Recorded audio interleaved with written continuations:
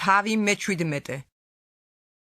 მოვიდა ერთი იმ 7 ანგელოს თაგანი, რომელთაც ჰქონდათ 7 თასი და მელაპარაკა და მითხრა: მოდი და გიჩვენებს სამსჯავროს მრავალ წყალზე მჯდომი დიდი მეძავისა, რომელთანაც მეძაობდნენ დედამიწის მეფეები და მისი სიძვის ღვინით თვრებოდნენ დედამიწის მკვიდრნი. მან სულით გადამიყვანა უდაბნოში და ვიხილე დედაკაცი. მჯდარი ღვთის საგმობის სახელებით სავსე 7 თავიან და 10 რქიან შავწითელ მხედზე. დიაცი შემოსილი იყო პორფირით და ძოწეულით, მორთული იყო ოქროთი, პატიოსანი ქვებით და მარგალიტებით. ხელთ ჰქონდა ოქროს სასმისი, მისი სიძვის სიბილწით და უწმინდურებით სავსე.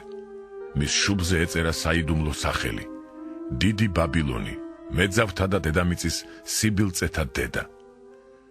დავინახე, რომ დამთვრალი იყო წმიდათა და იესოს მოწამეთა სისხლით და რომ ვუყურებდი, მიკვირდა დიდად.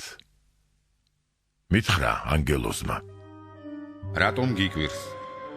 მე გეტყვი საიდუმლო სამ დედაკაცისა და 7 თავიანი და 10 რქიანი მხეცისა, რომელიც მას ატარებს. მხეცი, რომელიც შენი ხილე იყო და არ არის და ამოვა უფსკრულიდან და დასაღუპად წავა. დედამიწის მკვიდრთ, რომელთა სახელები წუთის სოფლის შექმნიდან ჩაწერილია სიცოცხლის წიგნში, გაუკვირდებათ, როცა დაინახავენ მხეცს, რომელიც იყო და არ არის და მოვა. აქ საჭიროა გონება, რომელსაც სიბრძნე აქვს. 7 თავი, 7 მთა, რომელზეც ეს დედაკაც იზის. მეფენი 7 არიან, 5 დაეცა, 1 არის, მეორე კი ჯერ არ მოსულა და როცა მოვა, მცირე ხანს დარჩება.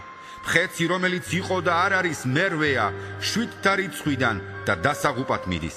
10 რქა, რომლებიც შენი ხილე, 10 მეფეა, რომელთა ჯერ არ მიუღიათ მეფობა, მაგრამ მხეცთან ერთად მიიღებენ ხელმწიფებას, როგორც მეფეები 1 საათით. მათ აქვთ 1 აზრი და თავიანთ ძალასა და ხელმწიფებას მხეცს გადასცემენ. ისინი შეებრძოლებიან კრავს და კრავი გაიმარჯვებს მათზე, ვინაიდან ის არის უფალთუფალი და მეფეთ მეფე და მასთან მყოფნი მოწოდებულნი, რჩეულნი და სარწმუნონი არიან. მითხრა მე: ეს წყლები, რომლებიც შენი ხილე, სადაც მეძავიზის, არის ხალხები და ბრბოები და ერები და ენები.